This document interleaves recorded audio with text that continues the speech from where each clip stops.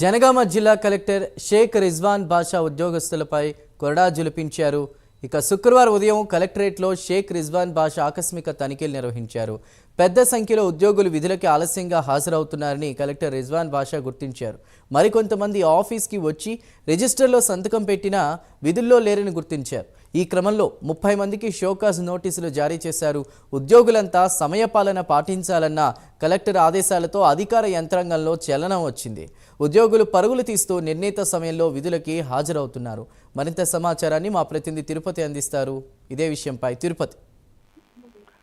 Chandu, Janagama collector కార్యాలయంలో 30 మంది ఉద్యోగులకు కలెక్టర్ షేక్ రిజ్వాన్ బాషా షోకాజ్ నోటీసులు జారీ చేసిన నేపథ్యంలోనే సమయపాలన పాటించాలని అధికారులకు సూచించారు. ఈ నేపథ్యంలో ఉద్యోగులందరూ కూడా సమయపాలన పాటించే విధంగా ఉదయం పూటే కలెక్టరేట్ కార్యాలయానికి కొంతమంది చేరుకున్న పరిస్థితి కనబడుతుంది. కానీ కొంతమంది పలువురి ఉద్యోగులు ఇంకా అలానే నిర్లక్ష్యం వహిస్తూ కలెక్టరేట్ కార్యాలయానికి చేరుకున్న దృశ్యాలను కనుక గమనిస్తున్నాం. 30 మంది ఉద్యోగులకు షోకాజ్ నోటీసులు జారీ చేయడంతోనే ప్రభుత్వ ఉద్యోగులకు ఇప్పటికైనా చలనం వచ్చి ఇప్పటికైనా ప్రభుత్వ ఉద్యోగులందరూ కూడా టైంకు హాజరవుతారు. ఉదయం 10 గంటల వరకే కలెక్టర్ కార్యాలయానికి చేరుకుంటారని అందరూ భావించారు. కానీ కొంతమంది ఇప్పటికి కూడా ఇంకా వారిలో మార్పు రాకుండా కొంతమంది ఆఫీసులకు వచ్చి సంతకం పెట్టి విధుల్లో లేకుండా వెళ్తున్నట్టు తెలుస్తుంది. ఇప్పటికైనా ఆఫీసులకు వచ్చి సంతకం పెట్టినటువంటి ఉద్యోగులందరూ కూడా కలెక్టర్ కార్యాలయంలోనే ఉండి విధులు నిర్వహించాలంటూ కూడా స్థానికులు చెప్పినటువంటి పరిస్థితి కనబడుతుంది. శుక్రవారం ఉదయం కలెక్టరేట్ లో ఆకస్మిక తనిఖీ చేసినటువంటి కలెక్టర్ ఉద్యోగులపై ఆగ్రహం వ్యక్తం చేస్తూ 30 మంది ఉద్యోగులకు show cause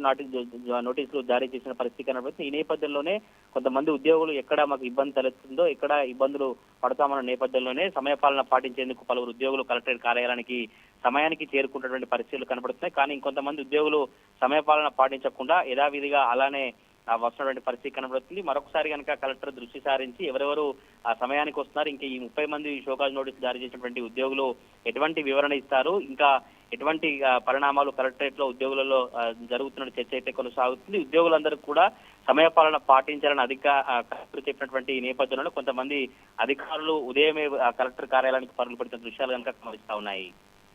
right, thank you Tirupati.